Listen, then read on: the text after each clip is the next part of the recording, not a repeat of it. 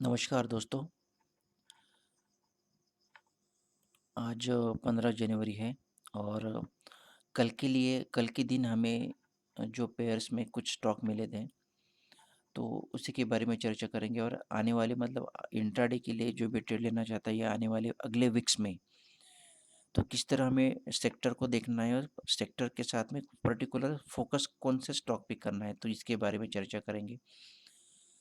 तो ये जो मैंने शीट आपको बता रहा हूँ, यहाँ पर दिखा रहा हूँ जो, तो मेरे पेयर्स की शीट है। तो यहाँ पर मैं सेक्टर के साथ में उसको स्टॉक में किस तरह मूवमेंट ले सकते हैं, किस तरह हमें परफॉर्मेंस मिलेगा, तो ये भी मैं आपको बताऊंगा यहाँ पर। लेकिन एंट्री कहाँ से कैसे करनी है, तो आपको एंट्री की बात बताता हूँ कि हमें ये जो पेयर्स की स्ट्रेटजी रहती है, तो इसमें हम दो तरह के ट्रेड ले सकते हो दोस्तों। इंट्राडे में यहाँ पर हमें बहुत ही कम चांसेस रहते हैं कि यहाँ पर प्रॉफिट ही मिलता है इंट्राडे में, क्योंकि इंट्राडे में अगर पेयर में हम अगर यहाँ पर देखोगे कि अगर कभी पेयर्स हमें एंट्री के लिए समय बता देता है कि यहाँ पर हमें एक अच्छा पेयर्स मिल रहा है, तो आज ही के दिन मोमेंट मिलेगी, तो ये गारंटी नहीं रहती।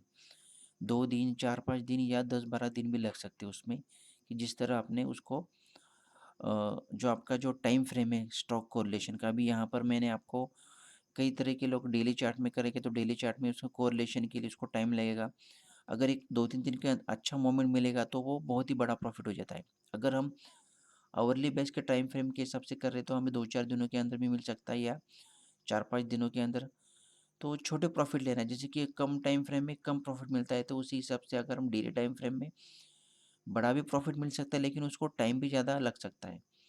तो डिपेंड है कि आप कितना रिस्क किस तरह ले सकते हो। तो अभी यहाँ पर मैं जो बता रहा हूँ, तो यहाँ पर मेरा आवरली का कोरिलेशंस के साथ में कर रहा हूँ यहाँ पर, क्योंकि हमें डेली के लिए मुझे बहुत टाइम लगेगा। तो अगर मुझे नहीं चाहिए ऐसे मोमेंट कि जिसको मैं 10, 15, 20, 25 दिन के लिए उसको होल्ड करूँ, ठीक है। अभी यहाँ पर दो तरह की हमें चीज़ें ढूंढनी भी है, और लेकिन साथ में आपको मार्केट को भी किस तरह मैं खुद कोरिलेट किस तरह करता हूँ, तो इस वीडियो में आपको बताऊंगा दोस्तों। तो मेरा जो तरीका है, सबसे पहले आप ध्यान से देखिए वीडियो, कहीं पर भी स्किप मत कीजिए, क्योंकि यहाँ पर थोड़ा सा आपका बोरिंग लगेगा। लेकिन आपको पेयर में अगर ट्रेड लेना हो तो किस तरह ट्रेड ले सकते हो, बहुत सारे मैं आपको 2-3 यहाँ पर एग्जांपल भी दूंगा। लेकिन आप अपने तरीके से जो आपको अच्छा लगे आपके पोर्टफोलियो के हिसाब से, तो वहाँ पर आप ट्रेड उसी तरह मैनेज भी कर सकते हो। सबसे पहला तरीका है, हमें स्ट्रेटजी को, इस पेयर को आपको, जिसके पास अच्छा फंड है, ठीक है, जिसके पास अच्छा फंड, मैं आपको बताऊंगा यहाँ पर। अगर मैं बात करूँ एक पेयर्स की, जैसे कि अभी यहाँ पर एक पेयर्स मुझे यहाँ पर अलर्ट बता रहा है, कौन सा पेयर है, फार्मा सेक्टर का। तो अगर मुझे बता रहा है कि यहाँ पर पेयर में एक अच्छी मूवमेंट आने वाली है, तो मैं उसको सबसे पहला जो ट्रेड है, जिसके पास फंड अच्छा है, तो वो क्या करेगा, डायरेक्टली पोजीशन लेगा। मतलब जो बाय है वो बाय करेगा, और जो शॉर्ट है वो शॉर्ट करेगा, और उसको होल्ड करेगा फ्यूचर को, क्योंकि इक्विटी में कैश में हम शॉर्ट की पोजीशन होल्ड नहीं कर सकते हैं। तो फ्यूचर में आपको एक को बाय एक को शॉर्ट करेगा, तो उसमें आपको जो 1-1.5 लाख का जो भी मार्जिन आपको लगेगा, तो जैसे कि आपको 3-4 4-5 लाख का मार्जिन लग सकता है उसमें, तो आप अपनी हिसाब से उसको ट्रेड कर सकते हो यहाँ पर भी, जिसके पास फंड अच्छा है। तो मैंने आपको बताया था कि एक ये तरीका है, और इसको छोड़ दीजिए, फिर कोरिलेशन जब तक कि कम नहीं होगा तो उसको प्रॉफिट मिल सकता है। लेकिन जिसके पास कम फंड है, तो वो किस तरह मैनेज करेगा, तो उसको क्या करना है कि जिसको भी थोड़ा सा टेक्निकली नॉलेज है चार्ट्स के बारे में, तो उसमें वो ट्रेड ले सकता है। किस तरह ट्रेड लेगा, फॉर एग्जांपल अभी मैं ये जो चार्ट्स है, मैंने आपको बताया कि ये जो लुपिन का है, तो ये पेयर्स मुझे अभी एक्टिव है, एक्टिव हो गया है इसका। बायोकॉन बाय साइड है और लुपिन शॉर्ट साइड है, क्योंकि इसमें स्ट्रॉन्ग कोरिलेशन है, जिसको 1% के नीचे ये आ गया है। तो लुपिन को शॉर्ट करना है। अभी लुपिन शॉर्ट कब करोगे दोस्तों, यहाँ पर जब भी कोई ट्रेंड लाइन ब्रेकआउट होगी इसकी प्राइस एक्शन की, तब मैं इसको शॉर्ट करूँगा कैश के लिए। हाँ, जिसके पास फंड कम है तो उसकी बात कर रहा हूँ। इंट्राडे में शॉर्ट के लिए करना होगा, क्योंकि आप उसको कैश में आप होल्ड नहीं कर सकते हो। अगर इसके नीचे रहेगा तो मैं शॉर्ट करूँगा ट्रेड लाइन के, या आप अपने तरीके से शॉर्ट भी कर सकते हो उसको, जो आप स्ट्रेटजी यूज़ कर रहे हो इंट्राडे में, ठीक है। मैं लेवल के साथ भी इसको वैच करता हूँ कि यहाँ पर किस तरह देखता हूँ कि ये जो लेवल है दिख रही है हाईएस्ट लेवल, एक बार मैं इसको निकाल लेता हूँ 1 मिनट। ये देख सकते हो ये जो मेरे से लेवल है, तो मैं इसके साथ भी इसको देखता हूँ कि यहाँ से जो 1089 के लेवल के ऊपर रहेगा तो ये एक स्ट्रॉन्ग अपसाइड रहता है, तो इसके नीचे नहीं रहेगा तो वो नीचे नहीं आएगा ज़्यादा, क्योंकि मैं इसको एक अलग नज़रिए से देखूंगा कि ये जब भी नीचे आएगा या ट्रेंड लाइन ब्रेकआउट करेगा तब मैं इसको शॉर्ट करूंगा। और जो मेरा दूसरा स्टॉक है वो कौन सा है, बायोकॉन, जो बाय के लिए है। ये आप देख सकते हो इसको मैं बाय करूंगा, लेकिन जब ये ट्रेंड लाइन ब्रेकआउट हो गया, अभी ट्रेंड लाइन तो ब्रेकआउट हो गई तो मैं इसको बाइंग के लिए जा सकता हूँ। मेरे लेवल्स ये रहेंगे, टारगेट के ये रहेंगे इंट्राडे के लिए, या मैं इसको होल्ड भी कर सकता हूँ जो मेरा पोर्टफोलियो इसके हिसाब से। तो ये मेरे दूसरा तरीका हो गया पेयर्स में काम करने का। तो मैंने फंड का पहला एक स्ट्रेटजी बताया आपको कि पहला एक कंडीशन बताई कि जिसके पास अच्छा फंड है वो छोड़ के जा सकता है, और उसको कम हो जब भी कोरिलेशन कम रहेगा तब उसमें प्रॉफिट बना सकते हो। तो यहाँ पर एग्जिट कब करनी है दोस्तों, तो ये भी अलग तरीका है कि जैसे कि अगर कोई स्ट्रॉन्ग कोरिलेशन हमें मिल रहा है तो 99 के नज़दीक जब रहेगा तब हम एंट्री करेंगे, और जब भी कोरिलेशन 70 to 80% के नज़दीक आएगा तो हम उसमें एग्जिट भी कर लेते हैं। तो यहाँ पर हमें एक अच्छा प्रॉफिट मिलता है उस समय जब पेयर हाईएस्ट लेवल पे रहेगा। अभी यहाँ पर इन्फोसिस और टीसीएस का भी एक अच्छा पेयर हमें मिला था। ये देख सकते हो आप कि इन्फोसिस यहाँ पर, क्योंकि ये लगभग ये आने वाले समय से जैसे कि 1376 1378, तो यहाँ पर हमें एक शॉर्टिंग अपॉर्चुनिटी इन्फोसिस में मिल रही थी उस समय। तो ज़्यादा कहाँ तक नीचे आया था, 1344 तक नीचे आया था। और ये जो था टीसीएस, तो टीसीएस कहाँ से बाय हुआ था, ये तो यहाँ से भी सस्टेन कर रहा था, मतलब ज़्यादा नीचे भी नहीं गया और ज़्यादा ऊपर भी नहीं गया, लेकिन कल के दिन इसने अच्छी मूवमेंट दी थी। तो अगर यहाँ पर कोई पेयर को होल्ड करेगा तो इसमें यहाँ पर प्रॉफिट इसको अच्छा मिल सकता था इस लेवल पे, जिससे कि उसने 99 समथिंग के अगर यहाँ पर एंट्री कर लेता था और यहाँ पर प्रॉफिट बुक कर लेता, तो इस तरीका ये आपको होल्ड भी, लेकिन ये बहुत ही कम समय में आ गया है। तो कई बार ऐसा रहता है कि उसको 4-5 दिन में लग जाता है, तो वो कई बार लॉस भी बताता है और प्रॉफिट में फिर उसको टाइम लगता है आने के लिए। तो जिसके पास फंड है अच्छा तो वो उसमें ट्रेड कर सकता है, लेकिन मैं यहाँ पर शॉर्ट क्यों नहीं करूँगा तो ये भी बता देता हूँ, क्योंकि अभी यहाँ पर दोनों मैंने आपको चीज़ें बताई कि जिसके पास फंड अच्छा है तो किस तरह काम करेगा, और जिसके पास कम फंड है तो आपको सबसे पहले ये भी देखना है कि मार्केट की डायरेक्शन क्या है, बहुत ही स्ट्रॉन्ग अपसाइड है, तो आप शॉर्टिंग के लिए आपको प्रॉफिट अच्छा मिलेगा क्या, तो ये भी आपको देखना है। क्योंकि पेयर्स में हमें पता चल जाता है कि शॉर्टिंग के लिए नीचे भी आना है, लेकिन आने वाले समय वो मार्केट की डायरेक्शन ऐसे है कि जब भी नीचे आया था तो रिवर्सल बाउंस बैक देता है ऊपर की तरफ। तो शॉर्टिंग के लिए आपको अगर प्रॉफिट मिल रहा है तो आप इमीडिएटली भी बुक कर सकते हो। ये तो इसीलिए आप पेयर्स को टेक्निकली के साथ भी अगर आप जोड़ोगे तो आप रिवर्सल ले सकते हो। जैसे कि अभी इन्फोसिस का बता देता हूँ मैं आपको। फॉर एग्जांपल इन्फोसिस में अगर आप देखो कि इन्फोसिस की शॉर्टिंग की अपॉर्चुनिटी कहाँ पर बन रही थी, इस लेवल के आसपास 137813। तो मैं लेवल के साथ अगर देखो तो इस लेवल की जो ग्रीन लाइन है अपर साइड की, तो इसके नीचे सस्टेन नहीं कर पा रहा था। ये ट्रेड लाइन यहाँ से ब्रेकआउट हुई, यहाँ पर नीचे नहीं आया ऊपर की तरफ, तो यहाँ पर कहाँ पर हमें इंट्राडे में अपॉर्चुनिटी नहीं मिल रही है। तो इसमें आपको इन्फोसिस शॉर्ट ही नहीं करना है, भले ही वो पेयर्स में चल रहा है, लेकिन आप इंट्राडे में कुछ समय के लिए कर रहे हैं ना। इंट्राडे में जिसके पास फंड कम है तो वो शॉर्ट नहीं करेगा, जिसके पास फंड अच्छा है तो वो क्या करेगा, वो शॉर्ट करके छोड़ देगा। तो ये तो उसने यहाँ पर उसको प्रॉफिट मिल सकता था। और टीसीएस में क्या होता, टीसीएस का बता देता हूँ, टीसीएस बाय साइड में था। तो टीसीएस में क्या होता, यहाँ पर ट्रेंड लाइन, यहाँ पर हमें मौका मिला बाइंग का, इस ट्रेंड लाइन को ब्रेक और ये ऊपर की तरफ भागा। तो कहाँ इसने 1 2 3 दिन से अगर ये हमें बता रहा है तो इसने तीसरे दिन इसने मूवमेंट दी। तो इसीलिए मैं कह रहा था कि पेयर्स में आपको रुकना पड़ता है, पेशेंस जिसके पास है तभी वो पेयर्स में अच्छा प्रॉफिट मिलेगा। लेकिन आपको फ़ोकस जो रहेगा सेक्टर और स्टॉक में, तो वो आपको अपॉर्च्युनिटी ज़रूर देता है, लेकिन आपको मौका ढूँढना है, कहाँ पर आपको अपॉर्च्युनिटी मिल रही है। टीसीएस में आपको देखोगे, तो टीसीएस में यहाँ पर कोई भी अपॉर्च्युनिटी नहीं मिल रही, लेकिन इन्फोसिस का स्टॉक कहाँ पर था? वो ऊपर की तरफ ही था, इस लेवल के नीचे ऊपर। 1 मिनट में आपको क्लियरली बता देता हूँ यहाँ पर, ये देखो।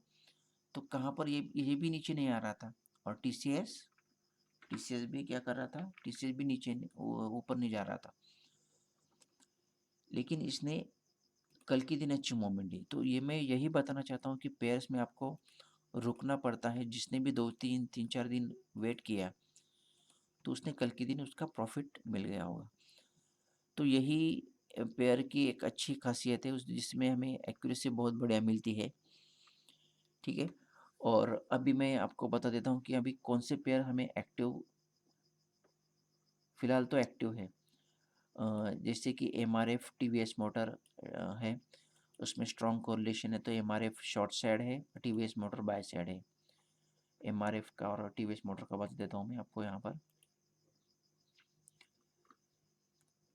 एमआरएफ और टीवीएस मोटर,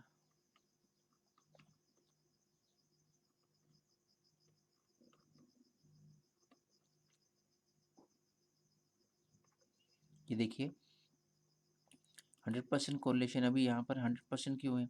क्योंकि ये स्टॉक यहीं से मूवमेंट ज़्यादा कर रहा है। आप देखोगे कि लगभग इसमें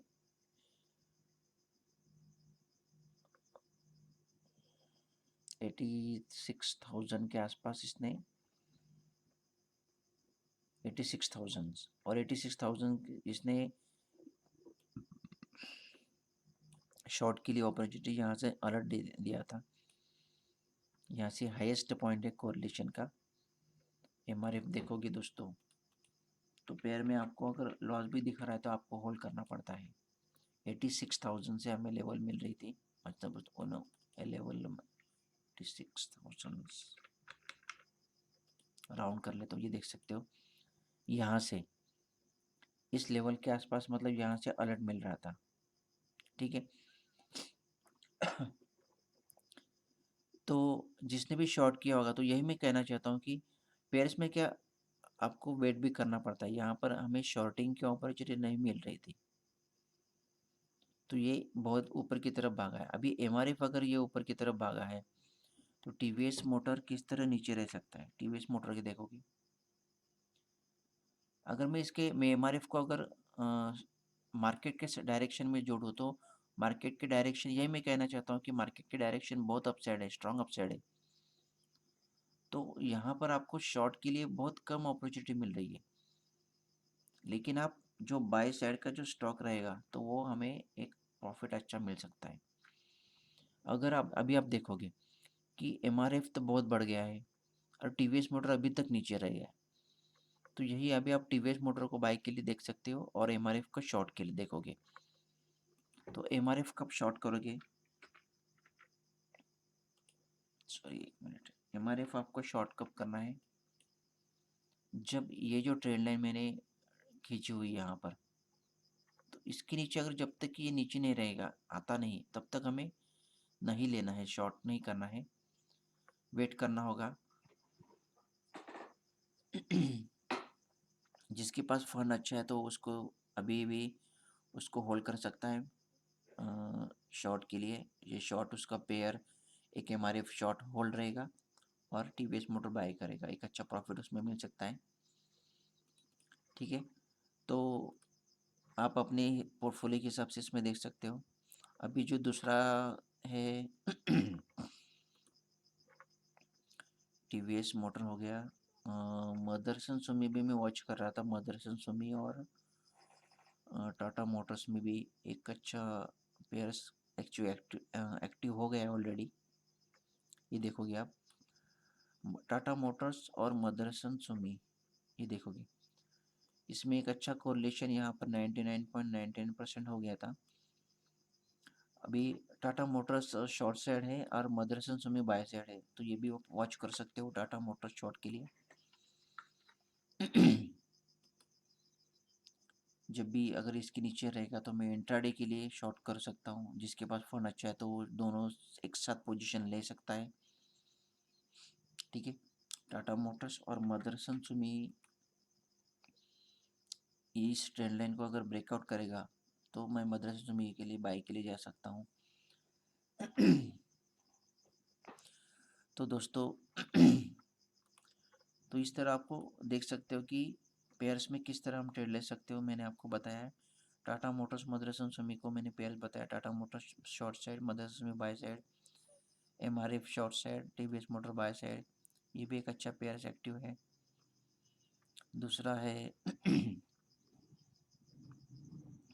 और एक पेयर था बायोकॉन लुपिन का, मैंने आपको बताया फार्मा सेक्टर का, ये भी आप अच्छी तरह से देख लेना। बायोकॉन शॉर्ट साइड है, sorry sorry sorry sorry sorry, यहाँ पर कोरिलेशन कम है, जिससे कि यहाँ पर जब भी 100% का कोरिलेशन रहता है तो हम क्या करते हैं, कोरिलेशन 100% के नज़दीक रहेगा तो पहला शॉट दूसरा बाय। ठीक है, जैसे कि स्ट्रॉन्ग कोरिलेशन पहला शॉट दूसरा बाय, तो यहाँ पर हमारा कोरिलेशन कम है तो पहला बाय दूसरा शॉट रहेगा। तो बाय कौन बाय साइड है और लुपिन शॉर्ट साइड है, तो अब अपने लेवल के हिसाब से उसको एडजस्ट कर लेना, अपने पोर्टफोलियो के हिसाब से ट्रेड कर लेना।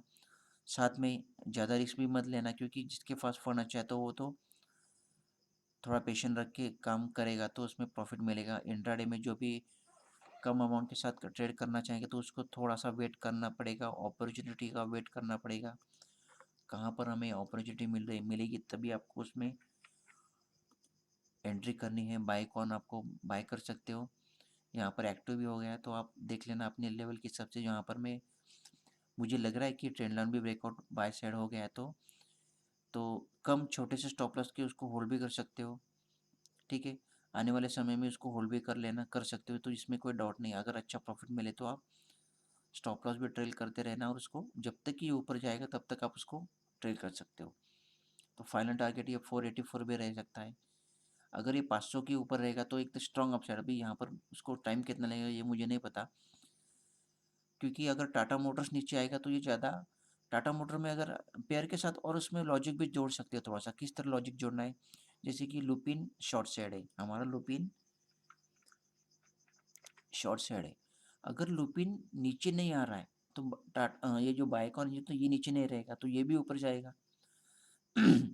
अगर लुपिन नीचे रहेगा ज़्यादा देर, अगर वो लुपिन में ज़्यादा शॉर्ट में अगर प्रॉफिट मिल रहा है, फॉर एग्जांपल अगर मार्केट अभी क्रैश होना शुरू हो जाए तो लुपिन में अच्छा प्रॉफिट मिलेगा तो बायकॉन वहीं पर रहेगा, या उसमें कम लॉस रहेगा तो इसमें अच्छा प्रॉफिट मिलेगा। तो दोनों दोनों कंडीशन पॉसिबल है, क्योंकि पेयर में क्या रहता है कि पेयर की स्ट्रेटजी ऐसी इसलिए बनाई कि एक साथ पोजीशन लेके छोड़ सकते हो, लेकिन जिसके पास फंड कम है तो वो क्या कर सकता है। तो इस ये मैं दोनों तरीके आपको बता रहा हूँ, तो आप अपने हिसाब से उसमें थोड़ा सा लॉजिक खुद का माइंड भी यूज कीजिए, अपना दिमाग चलाइए। मैंने आपको बता दिया है कि किस तरह इसमें सेक्टर वाइज और पर्टिकुलर स्टॉक में किस तरह ट्रेड लेना है। तो दोस्तों यहाँ पर देख सकते हो कि ये 18 मिनट्स का वीडियो बन चुका है। तो अच्छा लगे तो आप मुझे ईमेल्स कर सकते हो, मैं कमेंट सेक्शन यहाँ पर डिसेबल कर रहा हूँ। ठीक है,